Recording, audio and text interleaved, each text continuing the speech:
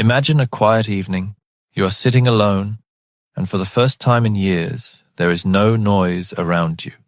No television, no chatter, no endless scroll of distractions, just silence. And in that silence, something stirs. You suddenly feel the weight of the masks you've worn for decades. The roles you've played, the loyal child, the reliable employee, the agreeable friend, suddenly feel suffocating. The games that everyone seems to be playing around you, chasing status, clinging to appearances, living for shallow approval, become unbearably obvious. It's not depression, it's not failure, it's not withdrawal, it is awakening. Carl Jung spent his life studying this transformation. What happens when a human being begins to awaken spiritually? Not in the shallow sense of adopting a new philosophy or wearing a new identity, but in the deep psychological sense. The moment when the self, the true core of who you are, begins to emerge from the shadow of the ego. And when this happens, something strange and subtle occurs. You don't wake up one morning and decide, I'm going to abandon everything false. Number. It happens slowly, almost involuntarily. It's as if your very soul begins rejecting everything that no longer belongs to it. What once felt like survival strategies now feel like poison. What once gave you comfort now leaves you restless. What once seemed normal now feels unbearable. This is the essence of Jung's insight. True spiritual growth is not a dramatic explosion, but a slow and quiet quitting. You don't force it, you don't declare it. It simply happens because your deeper self will not allow the old illusions to continue. And so, the journey begins. Today, we will explore the 4 habits that spiritually awake people slowly and inevitably quit as they step into their authentic self. Habits Jung witnessed dissolve in patient after patient, habit after habit, until a new life emerged, one that was lighter, freer, and infinitely more real. Habit 1, the hunger for approval. The first slow death is the most painful and the most liberating. From the time we are children, we are conditioned to survive by seeking approval. We learn to smile when we don't feel like smiling, to agree when our hearts whisper no, to mold ourselves into shapes that others applaud. We are taught, often unconsciously, that our worth depends on someone else nodding their head in approval. For years, maybe decades, this works. We play the role, we receive the applause, we learn how to win attention, praise, and belonging. But then, something begins to shift. Jung observed it again and again. A strange discomfort starts to rise in those who are awakening. Suddenly, the very act of people-pleasing feels unnatural, even unbearable. It's not rebellion, it's not anger, it's not even conscious choice. It is evolution. Imagine your body developing an allergy to a food you once loved. One day, sugar makes you sick. That is what happens to the soul with approval. One patient of Jung's described it perfectly. I used to rearrange my entire personality depending on who I was with. But now, when I try, my whole being resists. My words get stuck in my throat. My body refuses to perform approval. Once the sweet nectar of belonging becomes bitter, even nauseating. This is the first sign of spiritual awakening. The inability to betray your authentic self just to please others. At first, this feels like withdrawal. You'll stop posting for likes, but still catch yourself checking your phone. You'll resist fishing for compliments, but still feel the sting when they don't come. You will be in between worlds, no longer addicted to approval, but not yet comfortable without it. This transition can take years. Jung noted how people first let go of approval seeking from strangers, then acquaintances, then friends, and finally, most painfully, from family. One woman he studied had lived her entire life for her mother's approval. For decades, every decision was filtered through that single question. Will she be proud of me? But then came the shift. One day, her soul simply refused to play the game. She picked up the phone to call her mother, as she always did, seeking validation. But her hands shook, her chest tightened. She could not dial. It wasn't rebellion. It wasn't anger. It was as if something deep inside her said, "No more." And though it felt like grief, as if she was losing a part of herself, what she was truly losing was a prison. Because here is the beautiful paradox. When the hunger for approval dies, something else is born. A quiet, unshakable sense of worth. Not confidence, which still needs an audience, but worth, which is complete in itself. It is like a tree that has finally found the underground stream. It no longer waits for the rain of applause. It no longer bends to every passing wind of opinion. It stands tall, nourished from within. This is why spiritually awake people often appear mysteriously calm, even radiant. They're not trying to be confident. They're not performing strength. They've simply quit the exhausting game of earning their right to exist through someone else's eyes. They have discovered what Jung called inner authority, a compass that points true regardless of external applause or criticism. And so, slowly, without fanfare, without even fully noticing, spiritually awake people quit the first and deepest habit of all, the hunger for approval. Habit 2, the need to be special. If the first illusion that crumbles in awakening is the hunger for approval, the second is just as subtle, just as binding, the need to be special. At first glance, this seems confusing. Aren't spiritual people supposed to recognize their uniqueness? Doesn't awakening reveal that you are unlike anyone else, a singular expression of existence itself? Yes. But Jung uncovered a paradox. True uniqueness is not the same as needing to be special. In fact, he observed that the more spiritually awake a person became, the less they cared about being recognized for it. They became more themselves, yet less invested in proving it. They grew more unique while needing less acknowledgement of that uniqueness. This is the paradox of individuation. You become extraordinary by no longer needing to be seen as extraordinary. The trap of spiritual inflation. Many people on the path fall into what Jung called inflation, an expansion of the ego disguised as spirituality. It usually begins after a genuine awakening experience.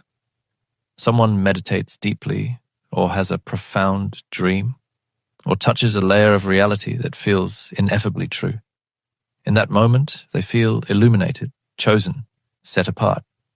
At first, it feels divine, but slowly, subtly, the ego takes hold. The insight becomes a badge, the experience becomes proof, and the person begins to carry themselves as different from the so-called unconscious masses. They talk about synchronicities with a certain tone. They hint at their meditation hours. They subtly, or not so subtly, position themselves as more conscious, more aware, more evolved. Jung saw this in patient after patient. He did not dismiss it. In fact, he understood it as a necessary phase. When we first awaken, the ego naturally tries to claim it. It says, now I am not just me. I am special. But eventually, something shifts. The moment of realization. One man Jung treated had built his entire identity around being spiritually advanced. He was the wise friend, the deep thinker, the one who always had an answer. He fasted harder, meditated longer, read more sacred texts than anyone else in his circle. And then, one day, in the middle of explaining a profound concept to his peers, he stopped mid-sentence. I suddenly saw myself from the outside, he later told Jung, and I looked ridiculous. I wasn't being spiritual. I was using spirituality as a costume. I was using it to be special, which is the opposite of spiritual. This moment shattered him. But it was also his liberation, because when the need to be special falls away, a strange freedom enters. This quitting is not immediate. At first, you still feel the urge to drop hints about your insights, to casually mention your meditations, to position yourself as different. But now you catch yourself. You notice the subtle performance, and each time you resist a little more. You find yourself speaking less about your experiences unless someone genuinely asks. You stop comparing your level of consciousness with others. You lose interest in competing in the invisible game of who is more spiritual. Over time, something beautiful happens. You become comfortable with being ordinary. One woman Jung worked with described it perfectly. I used to need everyone to know I was different, deeper, more conscious. Now, I am happy to be invisible. Being special was a prison. Being nobody is freedom. Here lies Jung's profound discovery. When you quit trying to be special, your authentic uniqueness finally has space to emerge. It is not performative uniqueness. It is not a brand you build, nor an identity you polish. It is the quiet, natural radiance of being fully yourself. Think of a wildflower in a field. It does not need to announce itself as different from the grass. It does not need to seek recognition for its colors. By simply existing as it is, it already radiates uniqueness. So it is with the spiritually awake. The more they let go of the need to be special, the more their true essence shines, effortlessly, silently, authentically. And so, the second quiet quitting of the spiritually awake is this. They release the burden of needing to be special.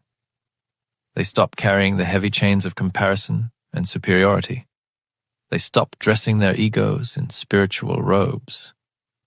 And in that release, they step into a kind of freedom that only humility can bring. Habit 3. The addiction to certainty. If approval and specialness are the first illusions that crumble in awakening, the next is far more subtle and terrifying. The need for certainty. Human beings are wired to cling to certainty. From childhood, we are taught to seek clear answers, fixed beliefs, and firm ground beneath our feet. Society, religion, science, even family. All promise us that the world can be made simple if only we hold on tightly enough to their truths. And for a time, we believe it. We cling to dogmas. We cling to labels. We cling to explanations that give us a sense of control. But when the soul begins to awaken, these certainties, once comforting, begin to feel like cages. The dissolving of black and white. Thinking Jung observed in many of his patients that spiritual development is accompanied by a growing discomfort with absolutes. A person who once believed in rigid doctrines begins to feel suffocated by them. A man who once thought life was a simple battle between good and evil starts to sense the gray areas, the paradoxes. A woman who once clung to tidy answers finds herself standing in the mystery, unable to force herself back into neat categories. This shift is not intellectual, it is visceral. It feels like your inner being can no longer digest rigid certainty. One patient told Jung, "I used to think my faith depended on being right. Now, whenever I try to force belief into boxes, my chest tightens. I feel false. I'd rather sit in silence than pretend I have all the answers." why this happens. The deeper self, Jung taught, does not thrive in absolutes. It thrives in paradox. Life is not either or, it is both and. Light is not the absence of darkness, it is born from it. Order is not the opposite of chaos, it exists alongside it. The ego craves certainty because it fears dissolution. It says, "Tell me who I am, tell me what to believe, tell me what the rules are, and I will feel safe." But the self knows the truth, that reality is vast, shifting, and ultimately unknowable. And when you awaken, you cannot return to the ego's fragile shelter of certainty. Instead, you are asked to stand in mystery. This quitting is not easy. At first, it feels like groundlessness. The beliefs that once gave you comfort now feel brittle. The labels you once wore proudly, your religion, your politics, your identity, suddenly feel too small. The answers you once repeated with confidence now sound hollow in your own ears. And so you enter what Jung sometimes described as the night sea journey, a passage through uncertainty, darkness, and doubt. You do not know where you are going. You cannot cling to old certainties, but the new truths have not yet revealed themselves. It feels like death, because in a sense it is. The death of rigid belief, the death of false clarity, from certainty to trust. But slowly, something unexpected emerges.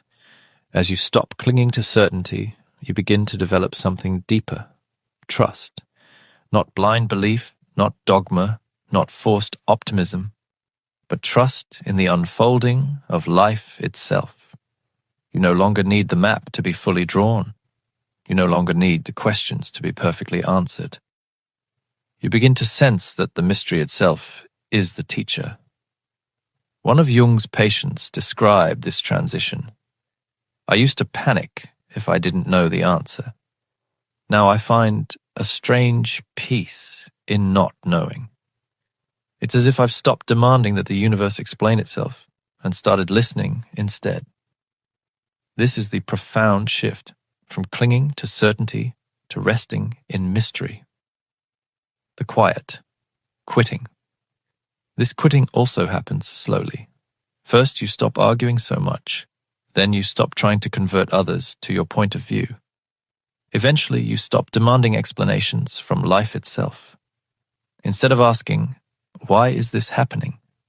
you begin to ask, "What is this teaching me?" Instead of saying, "This must be right or wrong," you begin to ask, "What larger truth is trying to reveal itself here?" The spiritually awake are no longer addicted to certainty because they have learned to live in paradox. They are not disturbed by not knowing. They are not shaken by ambiguity. They can sit in the tension of opposites without collapsing into fear.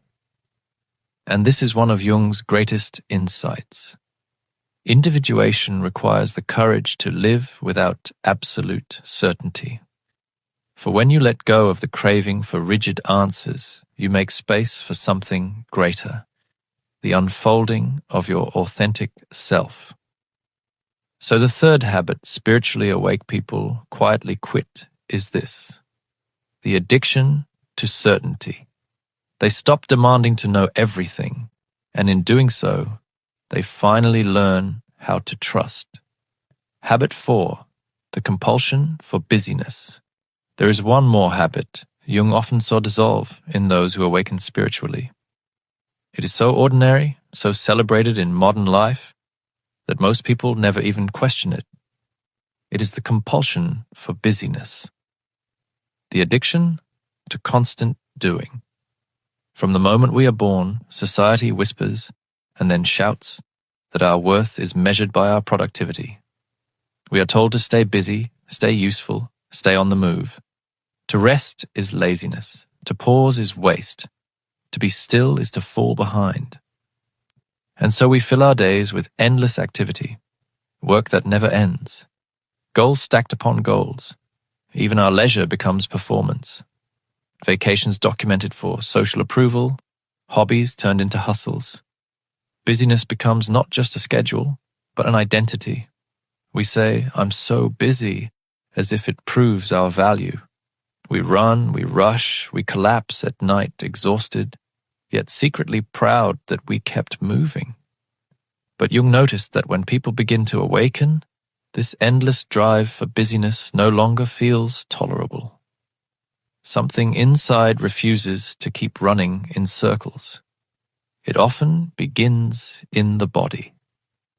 A patient comes to Jung complaining of fatigue, of feeling inexplicably drained by activities that once energized them. Meetings feel unbearable. Small talk becomes exhausting. Even social gatherings that once seemed fun now feel hollow. It is not depression. It is not illness. It is the body's rebellion against inauthentic motion. One patient described it to Jung like this: "It's as if my soul is no longer willing to spend energy on things that don't matter. Even pretending to care about them makes me tired." The truth is, awakening makes shallow busyness unbearable. The soul no longer wants to scatter energy across meaningless activity. It wants to gather itself, to conserve energy for what is real. The return of stillness. What replaces busyness is not laziness, but stillness. At first, this feels uncomfortable. You sit in silence and immediately reach for your phone. You block a day to rest, and guilt creeps in. You try to do nothing, and anxiety rises like a storm. That is the addiction speaking. That is the nervous system conditioned to believe that stillness equals danger. But slowly, as you resist the compulsion, something else awakens. In the silence, you begin to hear your own thoughts again. In the pause, you begin to notice the subtle signals of your body. In the stillness, you begin to sense the voice of the deeper self, the quiet guide that was drowned out by endless noise.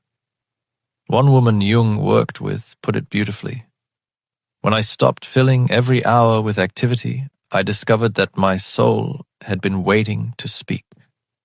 I had been drowning her out with busyness. Now, in silence, she finally has room."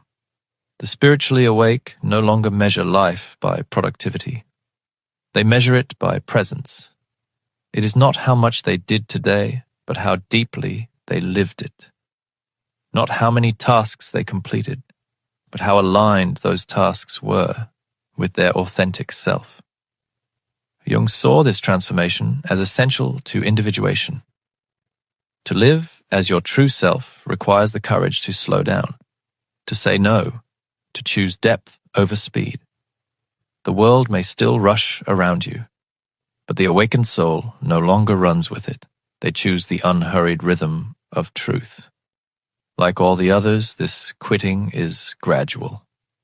At first, you say no to small things, the unnecessary meeting, the draining event. Then you begin to restructure your days. Fewer commitments, more solitude. Eventually, the entire pattern of your life shifts. You no longer crave busyness as proof of your worth. You no longer need the noise of constant doing to protect you from yourself. You discover that in stillness you are not empty, you are full. And so, the spiritually awake quietly let go of the compulsion for busyness, not to escape life, but to finally live it. Carl Jung devoted his life to studying the hidden transformations of the human soul. And again, he found that spiritual awakening was not loud, not dramatic, not about grand gestures or declarations. It was about slow, subtle, almost invisible shifts, quiet rejections of what no longer belongs. 1. The hunger for approval dissolves, and in its place, inner worth is born. 2. The need to be special fades, and authentic uniqueness emerges. 3. The addiction to certainty crumbles, and a deeper trust in mystery appears. 4. The compulsion for busyness is released, and true presence takes root. Each one feels at first like loss of comfort, loss of identity, loss of belonging, but each one reveals itself in time to be freedom. Because in truth, awakening is not about becoming more. It is about becoming less false, less conditioned, less bound by the illusions of the ego. And in that lessening, your true self, what Jung called the individuated self, finally emerges. It does not need applause. It does not need to be special. It does not need all the answers. It simply is.